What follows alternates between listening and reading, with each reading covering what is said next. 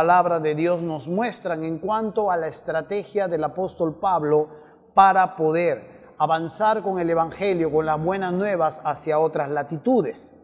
Recuerde usted que Creta era una isla y habían diferentes ciudades en esta isla. Algo que también debemos recordar es que habían iglesias en casa de estas diferentes ciudades. Pero Pablo estaba afrontando un gran problema, o el reino de los cielos estaba afrontando un gran problema. El carácter de los cretenses era bajo. El carácter de los cretenses aún todavía no había sido moldeado. Probablemente era esta una iglesia primigenia donde Pablo todavía no la había perfeccionado. Porque, regresemos al texto ahora sí, capítulo 1, versículo 5, dice: por esta causa te dejé en Creta. ¿Para qué? Aquí viene el propósito. Corrigieses lo deficientes y, hay un conector ahí, establecieses ancianos en cada ciudad, así como yo te mandé. Pablo estaba dejando a este hombre de confianza, al igual que Timoteo en otro lugar. Pablo había dejado a Tito en este viaje y estaba pues dándole estos requisitos o estos requerimientos que para formar esta iglesia, para ordenar esta iglesia, tenía que ser corregido algunas áreas deficientes que todavía estaban pululando en este lugar. Definitivamente los cretenses tenían su historia. Si usted mira en el versículo 12, Epiménides, uno de sus escritores, hay varios que hablan también de ellos, dice, uno de ellos, versículo 12, su propio profeta dijo: los cretenses siempre mentirosos, malas bestias, glotones ociosos. Este testimonio es verdadero. Por tanto, repréndelos duramente para que sean sanos en la fe. Este no era un problema solo de la población fuera de la iglesia, sino que también era un problema de la población dentro de la iglesia. Los cretenses tenían toda una historia, eran mercenarios o ex mercenarios. Sus ciudades estaban plagadas de violencia y había mucho libertinaje sexual. Aquí Pablo va a tener que afrontar esta situación y darle forma a esta iglesia, ordenar esta iglesia de la manera adecuada de cómo Dios lo exige, de cómo Dios lo pide. Y aquí podemos ver esta gran verdad que nos lleva por toda la carta, las buenas obras como identidad de un cristiano. Las buenas obras es la vestimenta de un hijo de Dios. Las buenas obras es la identidad que grita de un cristiano o que dice o que proclama: yo soy un hijo de Dios. Cuando un hijo de Dios es reprobado en buenas obras, definitivamente algo aún todavía no ha sucedido. No estamos hablando de un cristiano que a veces se equivoca. Hablamos de señales claras, como Jesús dijo: por sus frutos los vas a conocer.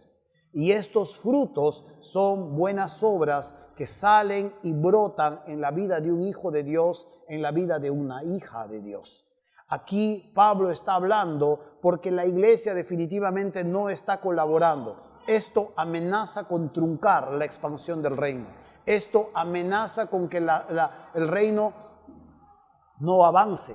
Recuerde que la isla de Creta estaba ubicada de manera estratégica y podía tener acceso a diferentes puertos en el mar Mediterráneo. Esto significa expansión. Pero aquí Pablo está dando algunas, por eso, instrucciones para que esto se lleve a cabo. Ordenar lo deficiente, nombrar pastores, líderes, ancianos en diferentes ciudades para que esto tome una verdadera forma y pueda corregirse algunas cosas deficientes. Va a hablar a diferentes segmentos. Por ejemplo, está hablando al hogar cristiano. A este hogar cristiano, en el capítulo 2, versículo 5, le dice, está hablando a los ancianos, habla a las ancianas, y en el versículo 5 está hablando a las mujeres jóvenes, a ser prudentes, les dice, castas, cuidadosas de su casa, buenas, sujetas a sus maridos, para que la palabra de Dios no sea blasfemada. Una de las primeras cosas que Pablo trata de poner en orden, oye, que los hogares verdaderamente anden de la manera correcta. Recuerde que ellos tenían una forma de conducta no solo en la población, sino también dentro de la iglesia.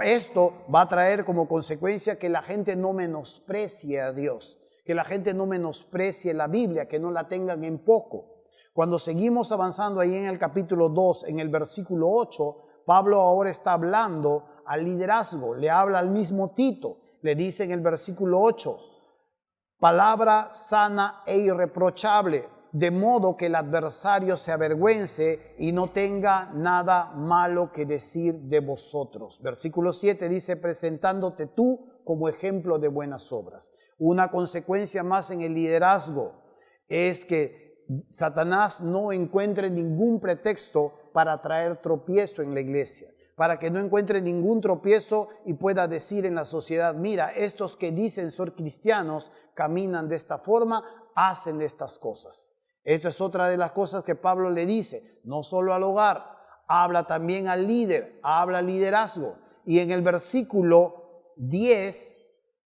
ahora va a hablar a los que salen a la ciudad. Estamos hablando del cristiano ahora que desarrolla o desenvuelve su vida en un trabajo. Aquí básicamente era a los esclavos que servían a sus amos, pero esto se aplica para un hijo de Dios que tiene un empleo, que trabaja en diferentes lugares. Puede trabajar en un colegio, puede trabajar en una financiera, puede trabajar tal vez en negocio, en Guamantanga, puede trabajar en donde sea, en donde sea. Puede ser un negociante, puede ser un próspero empresario, puede ser un estudiante, puede ser una ama de casa, donde se desarrolle su vida, donde tenga usted su ciclo de alcance, donde usted inspire a otras personas con su presencia.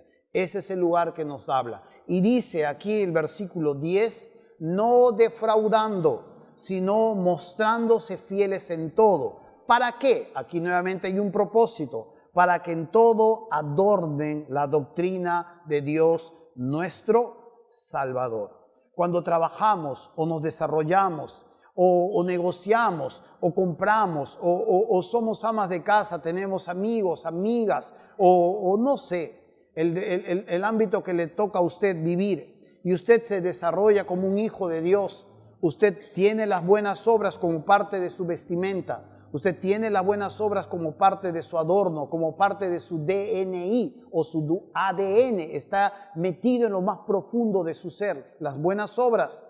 Esto definitivamente embellece la palabra de Dios, adorna. Recuerda que esta palabra embellecer tenía que ver con cosmético.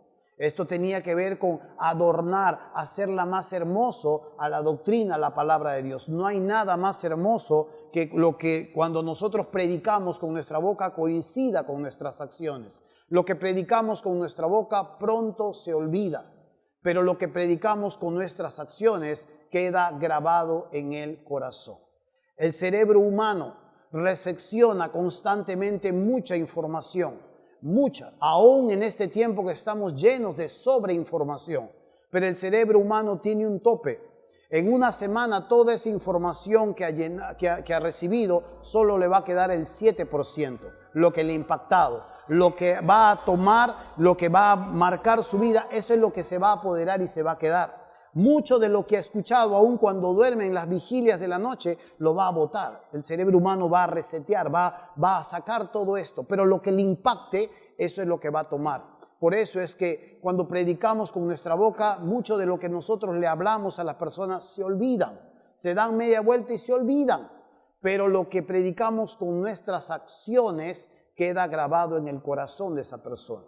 No hay como una buena obra o no hay como una buena predicación acompañada de un gesto o acompañado de una ayuda o lo que Dios le permita en su gracia poder alcanzar a otras personas. Y aquí quiero finalizar esta serie con algo que lo he ido dejando para el último momento. Para llegar a tener una iglesia que impacte a otras latitudes no es fácil. No es solamente con decirle a las personas el Señor te llame o cantar una canción bonita, somos la luz del mundo o prender un encendedor y ponernos romántico un momento, apagar las luces y decir vamos hasta la China. La realidad es otra. Cada uno de nosotros tenemos vidas. Cada uno de nosotros se ve imbuido en un tráfico atroz. Cada uno de nosotros estudia, cada uno de nosotros tiene que pasar un examen. Cada uno de nosotros su plata a veces no le alcanza. Tenemos vidas reales, no ideales, son reales. Anhelamos e idealizamos un tipo de vida. pero las vidas son reales y tenemos que afrontar diversas situaciones, no solamente nuestras limitaciones, nuestras propias tentaciones, nuestras propias carencias o tal vez los ataques o tentaciones que pueden venir de afuera.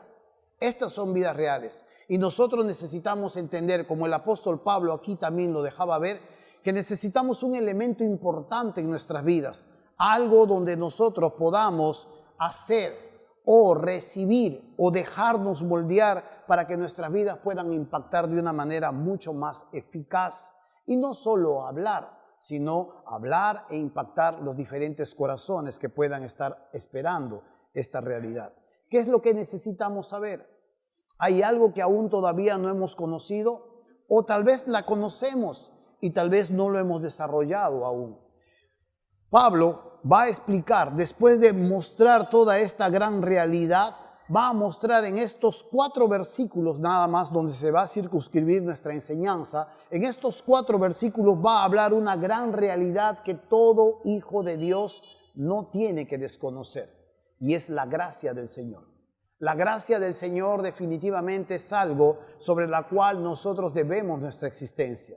Pero no es algo que solamente debemos nuestra existencia, sino también nuestra permanencia. No solamente existes como un hijo de Dios, sino permaneces siendo aún un hijo de Dios por la gracia de Dios. Y esto es lo que queremos desarrollar. Y no me vaya a entender que por la gracia de Dios nosotros no perdemos nuestra salvación. Nuestra salvación ha sido dada una vez para siempre. Pero somos hijos de Dios por su gracia y permanecemos vivos, vigentes por la gracia del Señor constantemente por esta, y redundo una vez más, esta gracia de Dios. Por tanto, en este versículo 11 al 15, son 5 versículos, vamos a desarrollar 3 realidades de la gracia de Dios. Entienda usted que la gracia de Dios es un favor que nosotros no merecemos. Y tiene algunos aspectos importantes que vamos ahora a desarrollar. El primer aspecto de la gracia de Dios es que la gracia del Señor nos salva. Nos salva. Versículo 11 del capítulo 2 dice así: porque la gracia de Dios se ha manifestado. ¿Para qué dice? Para salvación. ¿A quién? A todos los hombres. Es importante poder ver en el versículo 11 que la gracia del Señor se manifiesta para salvación. El favor de Dios hace su aparición de entre los hombres, no que ellos la descubren, sino que Dios se manifiesta entre los hombres para llegar a salvarlos. Cuando Cristo Jesús, la gracia personificada de Dios, estuvo en la tierra, caminaba en esta Palestina antigua, salían de su boca palabras de vida, sanaba enfermos, limpiaba leprosos, echaba fuera demonios, resucitaba muertos y sufría aún por los pecadores. Esta gracia que salva viene y pues nos encuentra en una realidad sobre la cual cada uno de nosotros tiene una historia.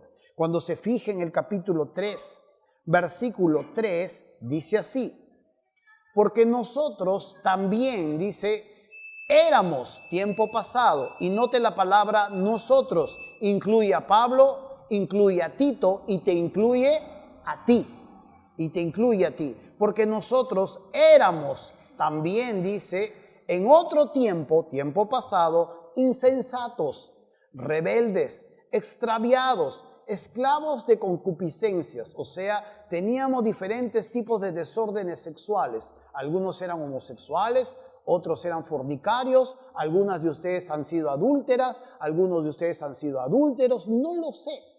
No estamos aquí para señalar eso, pero esta es la realidad sobre la cual nosotros vivimos en otro tiempo. En otro tiempo teníamos todo tipo de desorden así. Y dice, viviendo en malicia y envidia, aborrecibles y aborreciéndonos unos a otros. Pero, versículo 4, cuando se manifestó la bondad de Dios nuestro Salvador y su amor para con nosotros, nos salvó. No por obras de justicia que nosotros hubiéramos hecho, sino por su misericordia. Importantísimo es poder ver esta gran realidad en la cual nosotros no tenemos que desconocer. Solo por el favor de Dios que se acercó a los hombres y vino con estas buenas noticias, el reino de los cielos se ha acercado. Por lo tanto, arrepiéntanse y crean en el Evangelio. Estas buenas noticias vienen como parte de la gracia. La gracia es un favor que nos dice, no tienes que cambiar primero para agradar a Dios. Ven a Dios tal como tú estás. No tienes que hacer buenas obras para poder agradar a Dios. Ven a Dios tal como estás. Luego Dios se ocupará de ti, lo que vamos a ver en el segundo punto. Ven como estás. Algunas personas dicen, con Dios no se juega. Si yo me meto con Dios, es de una vez para siempre. Pero mentira, porque somos pecadores. Aún siendo salvo, vas a caer, vas a pecar, te van a defraudar, tú vas a defraudar a otros. Así que cuando Dios viene a nuestras vidas, no viene porque nosotros lo merecemos, sino porque es un favor. En la cruz del Calvario el Maestro dijo, Padre, la deuda está cancelada. ¿De qué deuda hablamos? ¿De quién era la deuda? ¿De Él? Las Escrituras dicen que Él era más sublime que todos los cielos. La deuda tuya y la deuda mía. Por eso es que un primer aspecto que nosotros entendemos de la gracia es que esta gracia se manifiesta para salvación a todos los hombres. Dentro de todos los hombres, esto incluye mujeres, ancianos, niños, esto incluye jóvenes de toda clase social, de todo arraigo, de todo tipo de conocimiento, de toda lengua, de toda nación. Todos aquellos que pueden llegar a responder afirmativamente con fe a este llamado, la Biblia nos dice que esta gracia los salva. ¿Los salva de qué? De uno de los peores males sobre la cabeza del ser humano. ¿Cuáles fueron estos males o cuál es este mal? No necesariamente este mal termina siendo el pecado. El pecado es parte de la consecuencia de haber desobedecido a Dios. El peor mal que se posó sobre la cabeza del ser humano es la maldición de Dios sobre el hombre, sobre su entorno, sobre todo lo creado. El pecado terminó arrastrando todo esto y Dios añadió como una cereza a todo esto su maldición. Maldita será la tierra por causa tuya. Con dolores vas a dar a luz tus hijos. Y tu trabajo te va a resultar muy tedioso. Y cosas por el estilo. Lo que nosotros estamos viendo ahora y le echamos la culpa al plástico y Totus hace dinero y todas las tiendas hacen plata vendiéndote una nueva bolsa, le echamos la culpa al calentamiento global. El calentamiento global, aunque parte de nosotros es nuestra responsabilidad de que el mundo esté así, definitivamente es parte de la maldición que cae sobre la creación. La creación en este momento gime, dice, y aún está con dolores de parto esperando que le quiten esta maldición de su cabeza. Y solamente será quitada cuando los últimos de nosotros hayamos terminado de creer en el Señor. Y después vendrá otro tiempo. Pero esta es la realidad que cada uno de nosotros necesitamos entender. La gracia del Señor nos salva. Si usted mira en el versículo 14, hay una condensación muy rica de esta salvación. Mire lo que dice, versículo 14, quien se dio a sí mismo, están hablando de Jesús, por nosotros para redimirnos de toda iniquidad y purificar para sí un pueblo propio, celoso de buenas obras. Aquí hay 4 aspectos también muy importantes de lo que significa la gracia como salvadora. La gracia personificada en Jesús dice así, quien se dio a sí mismo, ese es el primer aspecto, se entregó de manera voluntaria. El segundo dice, por nosotros, esto es sustitución. Dios no solo vino voluntariamente, sino que encima ocupó nuestro lugar. 3 dice para redimirnos. Esto tiene que ver con un rescate. Redimir era rescatar, no de las aguas, no de alguien que se está ahogando, sino era algo así. Cuando uno tenía que llevar un buey o tenía que llevar un cordero para ser sacrificado y uno no lo quería ofrecer, uno podía decir, no, este cordero no lo vamos a sacrificar. Yo voy a dar algo a cambio, voy a dar dinero a cambio. El corderito, por favor, tengo planes para él. Algo así, un ejemplo así. Esta es la palabra redimir. Y lo que ha hecho Jesús por nosotros es, a este no me lo vas a tocar, a este no me lo vas a matar, a este no va a sufrir las consecuencias de sus pecados. Tráelo acá, yo pago el precio. Esa es la palabra redención. Él pagó el precio, Él sustituyó tu lugar. Él tomó la parte que a ti te tocaba. Pero ahí no quedó todo. Y esto es lo que necesitamos entender como iglesia. Sobre todo si salimos a evangelizar. Sobre todo si tenemos pasión misionera. La gracia no solo salva. La gracia también perfecciona. La gracia también hace algunas cosas en la vida de aquellos a los que salva. Por eso dice en la cuarta parte, purificar para sí un pueblo propio, celoso de buenas obras. Nosotros, por eso es que en nuestra visión es transformar vidas para el presente y la eternidad. Si nuestra visión dijese transformando vidas para la eternidad, solo estaríamos enfocados en avancemos el evangelio del Señor. Muy bien, ¿cuántos se salvaron? 13. Aleluya, gloria a Dios. Muy bien, están listos para irse al cielo. Esperemos un momento en que se mueran y se reúnan con el Señor. Pero no, nuestra visión es integral por eso. Transformando vidas para el presente y para la eternidad. Imagínate, digamos que Emerson ha tenido su esposa y ella ha dado a luz y Emerson está muy contento con su bebé de 7 días. Está en el parque mirándolo abrigadito y de pronto Emerson le dice, hijito, tengo que ir un rato a hacer algunas cosas, ¿me esperas aquí por favor? Lo deja en la banquita su bebé de 7 días y se va. Emerson se demora un montón y ocurren algunas cosas en la vida de Emerson que se olvidó del bebé. Pregunta, ¿qué pasó con ese bebé? ¿Cómo? ¿Qué ha pasado con ese bebé? ¿O qué pasaría ya que con ese bebé? ¿Ah? ¿Alguien se lo roba? ¿Qué más? ¿Ah? Se puede morir. ¿Por qué se puede morir? El frío, hambre y muchas cosas así.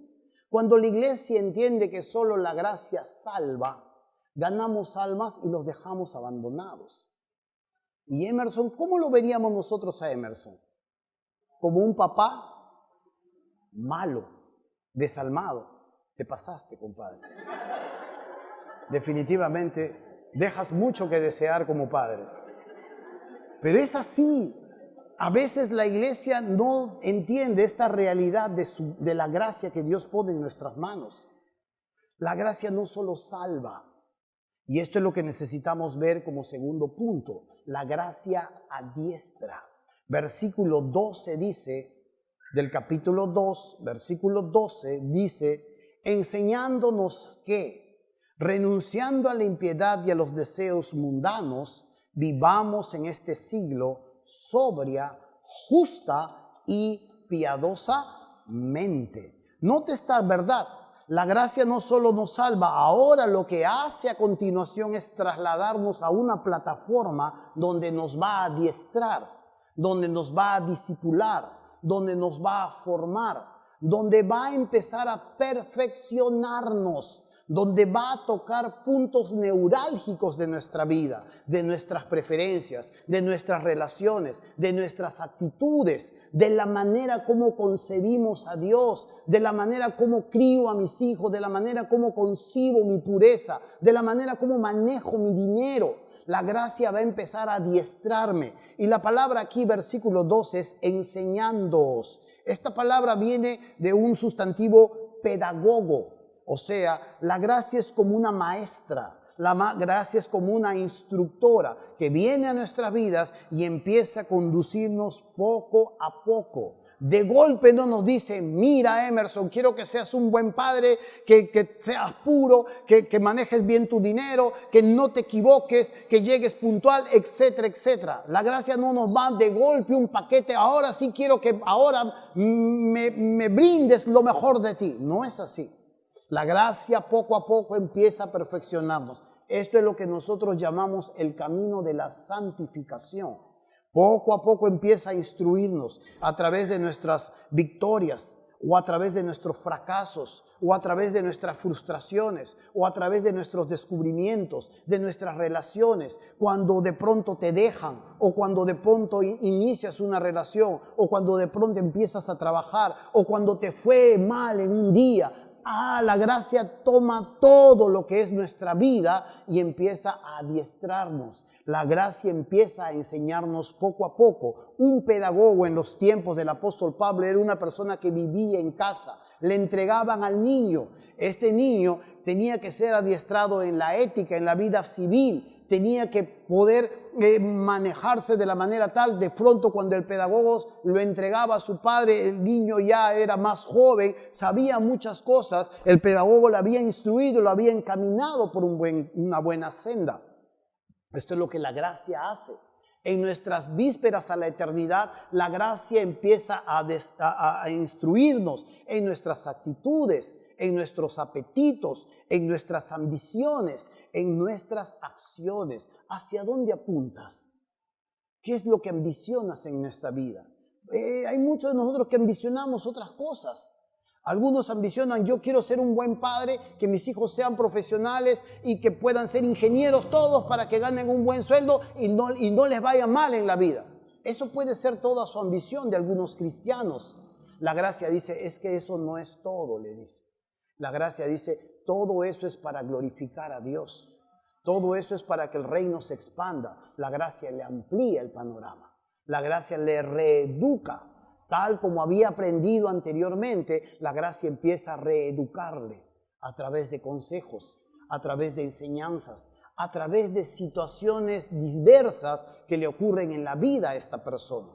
Aquí interactúa el corazón del hombre con la gracia de Dios. ¿Sabe? La gracia es una pedagoga que poco a poco nos va mostrando la realidad. Es algo así como nosotros estamos haciendo con nuestro hijo mayor y estamos en otras etapas con nuestros hijos menores. Por ejemplo, con nuestro mayor, cuando tenía ya una edad suficiente, le decíamos, anda a la tienda y compra esto. Él decía, pero yo, ¿cómo voy a llamar? Bueno, dices así, tocas así. Pero antes de cruzar la pista, mira a la derecha y mira a la izquierda. Recuerda que estamos en Puente Piedra. Entonces, él tenía que mirar a la derecha, tenía que mirar a la izquierda y cruzar la pista. Luego, después de que fue pasando un tiempo, le dijimos, muy bien, te vamos a llevar al colegio. Y del colegio, como estaría a unas 5 cuadras cruzando la Panamericana, decíamos, cuando regreses, tú vas a venir solo. Ya no te voy a recoger. En algunas oportunidades lo recogía y en otras oportunidades ya no lo recogía. Ya no te voy a recoger. ¿Tú sabes más o menos cómo es la ruta? Sí. No vas a tomar moto. Vente caminando para que tú puedas ir mirando y conociendo más. Ya, pero me da un poco de miedo. Poco a poco le digo. No siempre vas a venir solo. Pero poco a poco él ya empezaba a caminar y venir y cuando cruzaba la Panamericana ya estaba mirando. Ya no era una pista común, ahora era la Panamericana. Y ahora estaba mirando a su derecha, a su izquierda, ya había sido adiestrado y ahora llegaba. Nosotros estábamos mirando la hora de la que hora llega. Pero luego lo cambié de colegio y ahora el colegio queda mucho más atrás, hacia Zapayal. Entonces, ya lo hemos llevado, a su hermano menor lo recojo, pero a él lo dejo y le digo, muy bien, ahora tú te vas a venir solo, sale en otra hora y esto definitivamente no solo afecta muchos aspectos de mi horario, sino también de mi economía. Entonces le digo, ahora tú te vas a venir. ¿Seguro? Seguro te puedes venir, le digo. Mira, cruzas la pista, la Panamericana, tomas el chino y el chino te va a dejar, te bajas en cooperativa y ahí ya conoces la casa. Y así he empezado a hacer. Hace unos días le digo, ¿sabes qué? Mamá y papá estamos planeando mandarte a estudiar en un instituto cuando tengas 14 a 15 años. Así, ¿y por dónde es? Más allá de Plaza Norte, le digo. ¿Qué? Me dice, ¿cómo me voy a ir hasta allá? Le digo, ¿sabe venirte de tu colegio? Le digo, son 45 minutos más allá. ¿Verdad? Sí creo que podría. Si le hubiera dicho desde el principio, anda, cruza la pista y vete a la tienda, y luego vas de Plaza Norte y me traes algo, él se hubiera muerto. He ido desarrollando con su madre poco a poco la resistencia, poco a poco he ido desarrollando la habilidad para que esta persona se llegue a independizar en algún momento, para que pueda ejercitarse en la responsabilidad. Hablo de la crianza. Poco a poco como padres vamos formando a nuestros hijos. La gracia hace igual. No nos pide de frente todas las cosas. La gracia definitivamente va formando nuestro carácter. Por eso es cuán importante que aprendamos a desarrollar esta sensibilidad a lo que Dios quiere hacer en nuestras vidas. Estamos quejándonos de nuestra economía a veces, pero no podemos ser fieles en lo poco. No puedes ser fiel con Dios con 10 soles y estás pidiéndole a Dios 100 soles. No puedes ser fiel con Dios con 100 soles y le estás pidiendo 1000 soles. No va a suceder eso. Porque mientras no pueda ser adiestrado, mientras no pueda ser formado tu carácter, no se va a poner en tus manos mayores responsabilidades. Así de simple. Patalea, chilla, grite, maldice contra el cielo, pero así es de simple. La gracia del Señor es buena y nos va instruyendo y nos va abriendo la senda y nos va dando mayor envergadura y nos va entregando mayor responsabilidad conforme vamos dejándonos adiestrar por el Señor. Amén. Entonces, esta es la hermosa realidad de la gracia, que no solo nos salva, sino que también nos adiestra, nos instruye, nos perfecciona. Esta misma palabra se encuentra en Hebreos capítulo 12. Dice, hijos míos, no menosprecies la disciplina del Señor. Esta palabra disciplina muchas veces solo la miramos con miedo, un castigo o que nos exhiban delante de los demás por un pecado. La palabra disciplina tiene que ver con esta misma enseñanza. Enseñanza, adiestramiento, entrenamiento. Puedes ponerle este nombre si quieres, porque todas estas se adecúan a la enseñanza que la gracia da constantemente. Pero ¿qué busca la gracia cuando nos adiestra? Una de estas primeras cosas es a renunciar. Versículo 12 dice, enseñándonos que, renunciando a la impiedad y a los deseos mundanos, o sea, se nos habla a rechazar y a dejar de una vez por todas aquellas cosas que de alguna forma antes practicábamos. Pero luego dice el versículo 12 también, a los deseos mundanos vivamos, dice, en este siglo sobria, justa y piadosamente. Vivamos en este siglo sobria, dice, justa y piadosamente. Cuando la Biblia nos habla de siglo, no está hablando de 100 años. La Biblia nos está hablando de una realidad que se llama cosmos. La palabra cosmos o deseo mundano tiene que ver con cosmética. La palabra cósmica, perdón. La palabra cósmica tiene que ver con los deseos mundanos. Por ahí hubo una empresa que se llamaba Deseos Mundanos. Pero luego, la misma palabra cosmos tiene que ver con el sistema de vida. Tiene que ver con el sistema de vida, donde el príncipe de este mundo gobierna y donde el príncipe de este mundo tiene sus estructuras hechas. Por eso no solo se nos llama a renunciar a nuestros deseos, sino a vivir en este sistema, en este siglo, de 3 formas muy interesantes y que tienen que ver con nuestras relaciones. Interesantísimo. Para que las misiones avancen, para que la evangelización avance, para que el reino de los cielos se expanda, no se necesitan ermitaños. El profeta Juan, el Bautista, era un ermitaño. Jesús se relacionaba con todos. Jesús estaba en los banquetes de sus enemigos y de sus amigos. Jesús era la gracia personificada y avanzando hacia los demás. Pero quiero que mire estas 3 palabras. Y vivamos en este siglo, dice versículo 12, sobria, justa y piadosamente. Aquí es donde nosotros miramos esta gran realidad. El ser humano tiene que empezar primero a ser sobrio. La palabra sobriedad tiene que ver con el equilibrio o el uso adecuado de sus deseos y sus impulsos. Esta relación es con uno mismo. En la gracia del Señor ya estamos capacitados para relacionarnos con nosotros mismos. Luego, cuando hablamos de justo, estamos hablando de justicia. Ya estamos hablando para con el prójimo. Estamos hablando de honradez, integridad y en mi trato con todos los demás. Esto incluye no solamente tu familia o tus hijos, incluye tu jefe, incluye tu profe, incluye el negocio, incluye a las que los vendes, incluye a los que son tus clientes. Esto tiene que ver con los demás. Y luego piadosamente en el versículo 12 habla de una vida piadosa. Esto tiene que ver con una verdadera reverencia, respeto y fervor a Dios. Esto ya tiene que ver con tu relación con tu Dios. Entonces, si te das cuenta, cuando el apóstol Pablo apunta desde adentro hacia afuera. De adentro hacia afuera. Ya hemos visto la semana pasada su estrategia. Él sanando la iglesia de adentro hacia afuera. Porque si una iglesia no es impactada por dentro, si una iglesia no cumple, la iglesia que cumple su misión, primero tiene que ser impactada por dentro antes de impactar afuera. Si no, ojo, solo es activismo religioso. Y activismo religioso tenemos mucho. Podemos estar haciendo mucha actividad sin eficacia, sin impactar los corazones. Primero Dios tiene que impactar el corazón de la iglesia y luego la iglesia impacta afuera. Y cuando me refiero de afuera, estoy hablando de esas personas que no tienen al Señor Jesús en sus vidas. Seguimos. La gracia no solo nos salva, la gracia nos adiestra, pero la gracia también nos recompensa.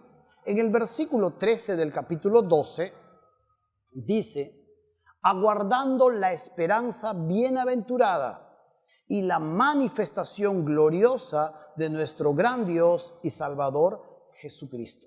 Nota la otra forma de manifestación. Cuando tú miras en el versículo 11, dice que la gracia se ha manifestado.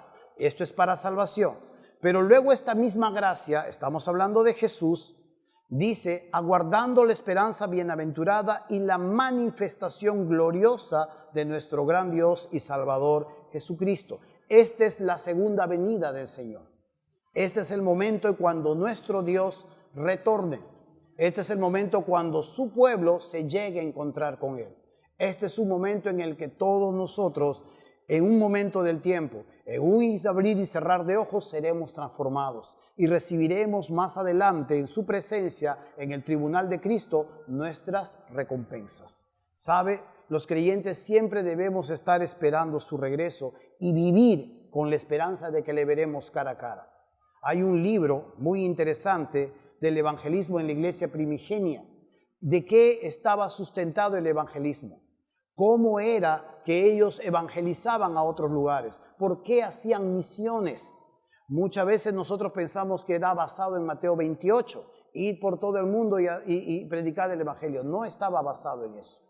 Cuando uno revisa las cartas del apóstol Pablo se va a dar cuenta que las misiones y el evangelismo no estaba basado en la gran comisión, que nosotros le hemos puesto ese nombre.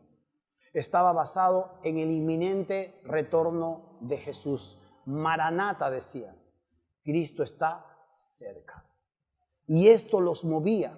Y esto hacía que por donde caminasen, ellos destapaban el perfume del evangelio en todo lugar. Cuando uno revisa las cartas del apóstol Pablo, se va a dar cuenta que esta era una realidad. Que sabiendo que Jesús estaba aquí, necesitamos avanzar, necesitamos anunciar a otros lugares. Es por eso, hermanos míos, que mientras aguardamos pacientemente lo que Dios está haciendo, esta esperanza modifica nuestra manera de vivir en el tiempo presente.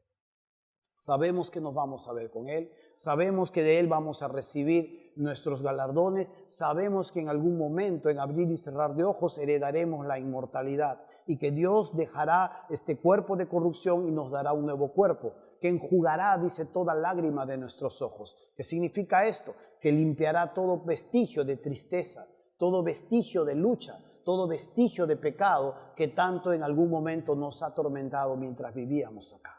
Esa es la realidad de la gracia. Esta expectativa tiene que prepararnos efectivamente para vivir con Él. Por eso es que la gracia nos salva, la gracia nos adiestra y la gracia finalmente nos recompensa. Esa es la gracia. No solamente por gracia sois salvos por medio de la fe. Muy bien, ¿qué más? Muy bien, hay todo un proceso en la vida del cristiano que la gracia lo va a acompañar hasta el momento cuando se presente delante de su Dios. Por eso, hermanos míos, la Biblia dice, he aquí yo vengo pronto y mi galardón conmigo. Estas son palabras de Jesús en Apocalipsis 22, para recompensar a cada uno según sea su obra. Hermanos míos, estamos a puertas de nuevos acontecimientos. Jesús decía que debemos levantar y erguir nuestras cabezas cuando veamos que muchas situaciones se están mostrando. Estamos como humanidad presenciando algunos acontecimientos bien interesantes. Yo no lo sé si usted lo sabe o no, pero está, por ejemplo, pasando en casi toda Latinoamérica. Hace mucho tiempo atrás, ya va como 2 años, que algunas instituciones importantes a nivel mundial están pidiéndolo también. El Papa se ha pronunciado en cuanto a eso.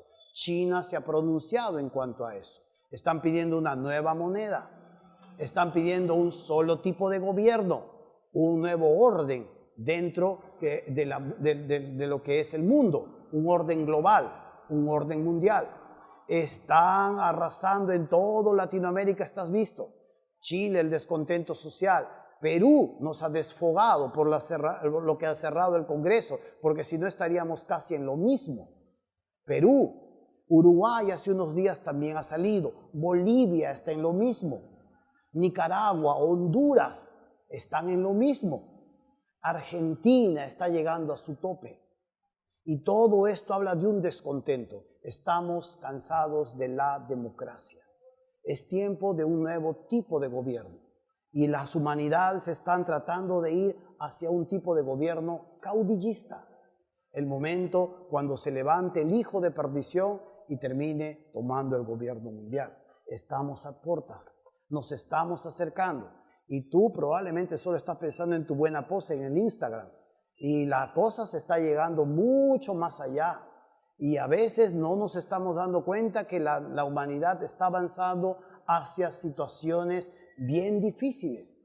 Estamos caminando rumbo hacia momentos que la humanidad se desplaza para el nacimiento de un nuevo acontecimiento. Estemos orando. No nos vaya a agarrar Dios desprevenido. Y no vaya a agarrar a todos aquellos que la gracia está tratando de salvar en un momento cuando ellos digan, ¡ay caray! ¿Qué pasó? ¿Qué sucedió? Pasó tu oportunidad. Zaqueo era una de estas personas que recibió a Jesús en su casa. Bueno, Jesús se invitó a su casa y Zaqueo lo agasajó y lo hizo entrar. Pero ¿sabe qué es la historia aquí? Esta era la última vez que Jesús pasaba por este lugar. Y Zaqueo tomó la oportunidad que se le presentó. Era la última vez porque Jesús iba rumbo ya hacia Jerusalén y de allí no iba a salir vivo. ¿Sabe, hermano mío? La gracia del Señor no solo nos salva, nos ofrece salvación. La gracia también nos va a adiestrar una vez que seamos salvados. Pero después también nos va a preparar a las expectativas necesarias.